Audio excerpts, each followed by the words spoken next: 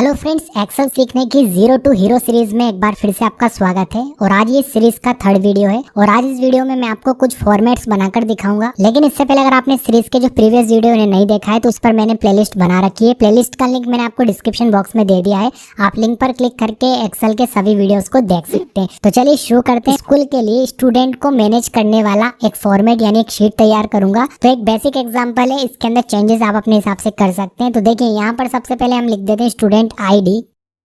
अब यहाँ पर आ जाएगा हमारा स्टूडेंट का नाम। अब यहाँ पर हम लिखेंगे क्लास।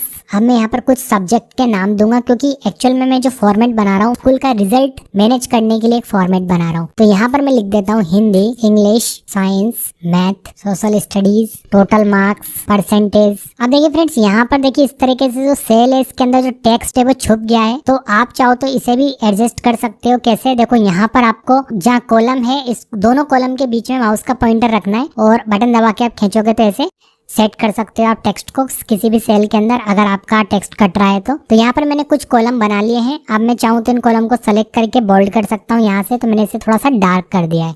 ओके, अब यहाँ पर स्टूडेंट आईडी आएगी। तो यहाँ पर मैं कोई भी स्टूडेंट की आईडी डाल देता हूँ, स्टूडेंट का एक नाम डाल देता हूँ। यहाँ पर मैं स्टूडेंट की क्लास यहाँ पर मैं एंटर कर रहा हूँ 9th और यहाँ पर मैं इसकी हिंदी के मार्क्स एंटर कर देता हूँ। हिंदी के मार्क्स हो गए इसके 87 आउट ऑफ 100 और यहाँ पर मैं लिखता हूँ 78 और यहाँ पर मैं कोई भी मार्क्स एंटर कर रहा हूँ। ओके, तो यहाँ पर मैंने सुनील के 5 सब्जेक्ट्स के मार्क्स एंटर कर दिए। अब देखिए यहाँ पर हमें क्या चाहिए, टोटल मार्क्स चाहिए। मैंने आपको इससे प्रीवियस वाले वीडियो के अंदर टोटल निकालना सिखाया था सम फॉर्मूले की हेल्प से। तो यहाँ पर हम अगेन सम फॉर्मूला ही लगाएंगे। तो सबसे पहले इक्वल लगाएंगे, ठीक है, फिर टाइप करेंगे सम और टैब दबा देंगे और यहाँ से लेकर यहाँ तक सेलेक्ट कर लेंगे सोशल स्टडीज तक। ब्रैकेट को क्लोज करूंगा और एंटर कर देता हूँ। ठीक है, सोशल स्टडीज में थोड़ा सा एज भी छुपा हुआ है हमारा, इसको भी थोड़ा सा बड़ा कर लेते हैं। ओके, तो देखिए यहाँ पर टोटल मार्क्स आ चुके हैं। अब यहाँ पर परसेंटेज निकालनी है। परसेंटेज निकालने का फॉर्मूला मैंने आपको बताया था, सबसे पहले इक्वल, उसके बाद आपको क्या करना है यहाँ पर टोटल मार्क्स। ठीक है, तो टोटल मार्क्स वाली इस सेल को मैं सेलेक्ट कर लेता हूँ इनटू 100 डिवाइडेड 500 क्योंकि कितने सब्जेक्ट हैं 1 2 3 4 5।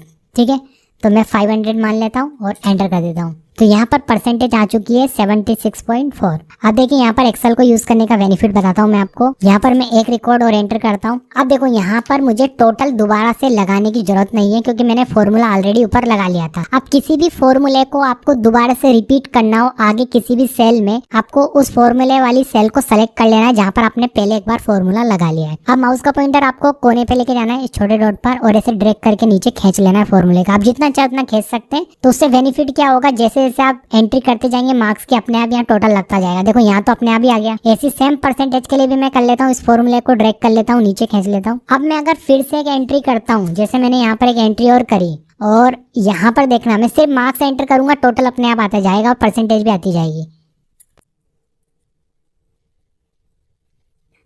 देखो हो रहा है ना, देखिए टोटल मार्क्स भी ऑटोमेटिक कैलकुलेट हो गया और यहाँ पर परसेंटेज भी कैलकुलेट हो गई। केवल एक बार हमने फॉर्मूला लगाया था, फिर तो हमने ड्रैग करा था। तो इस तरीके से आप कोई भी फॉर्मेट एक्सेल के अंदर बना सकते हैं। ये तो एक एग्जांपल था, आप इसके अंदर बहुत सारे चेंजेस कर सकते हैं। बेसिक कैलकुलेशन आपको आना जरूरी है। यहाँ पर देखिए मैंने एक फॉर्मेट और बना रखा है, उस फॉर्मेट को भी आप देख लीजिए। यहाँ पर सीट नंबर 2 पर मैंने एक कंपनी के हिसाब से फॉर्मेट बना रखा है कि कंपनी के अंदर कौन होते हैं, एम्प्लॉइज होते हैं जो काम करते हैं। तो यहाँ पर एम्प्लॉय आईडी है, एम्प्लॉय का नाम है, उसका डेजिग्नेशन है यानी उसका क्या पद है, सैलरी है, यहाँ पर नंबर ऑफ लीव है कि उसने महीने में कितनी छुट्टी करी और उसकी एक दिन की सैलरी कैलकुलेट कर रखी है और यहाँ पर सैलरी की कैलकुलेशन कर रखी है और यहाँ पर उसको कितनी सैलरी मिलेगी। ठीक है, तो सिंपल सा मैंने एक एम्प्लॉय का फॉर्मेट भी मैंने आपको बनाकर दिखा रखा है। यहाँ पर एम्प्लॉय आईडी आ गया, यहाँ पर एम्प्लॉय का नाम आ गया, उसका डेजिग्नेशन आ गया, यहाँ पर उसकी सैलरी आ गई, उसने नंबर ऑफ लीव 5 करी तो उसकी 1 डे की सैलरी।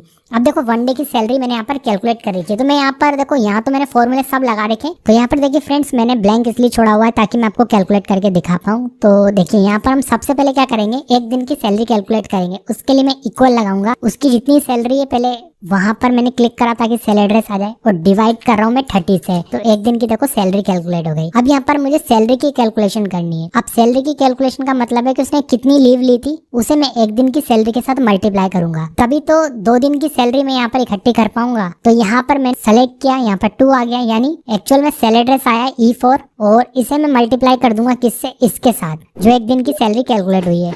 तो यहाँ पर इसकी 2 दिन की सैलरी कैलकुलेट हो गई।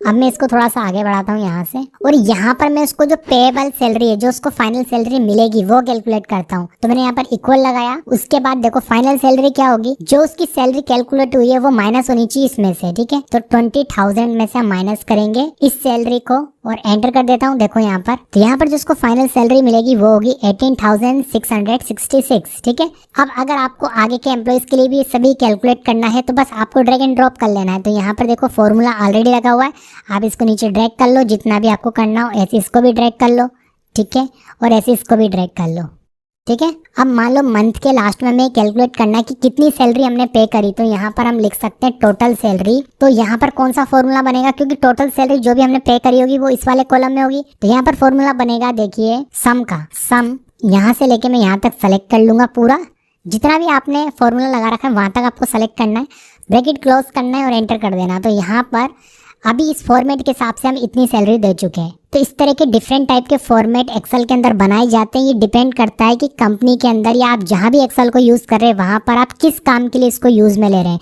जब आप एक्सेल के अच्छे से प्रैक्टिस कर लेंगे तो आप डिफरेंट टाइप के फॉर्मेट बनाना सीख जाएंगे। और इस सीरीज के अंदर मैं आपको डिफरेंट टाइप के फॉर्मेट बनाना सिखाते जाऊंगा। जैसे जैसे जरूरत पड़ती जाएगी वैसे वैसे मैं आपको सिखाते जाऊंगा। ओके फ्रेंड्स, फिलहाल इस वीडियो में इतना ही। मैं मिलता हूँ आपको नेक्स्ट वीडियो में। अगर वीडियो पसंद आया तो लाइक करके जरूर जाना, और चैनल को अगर आपने अभी तक सब्सक्राइब नहीं करा तो चैनल को भी सब्सक्राइब कर लेना।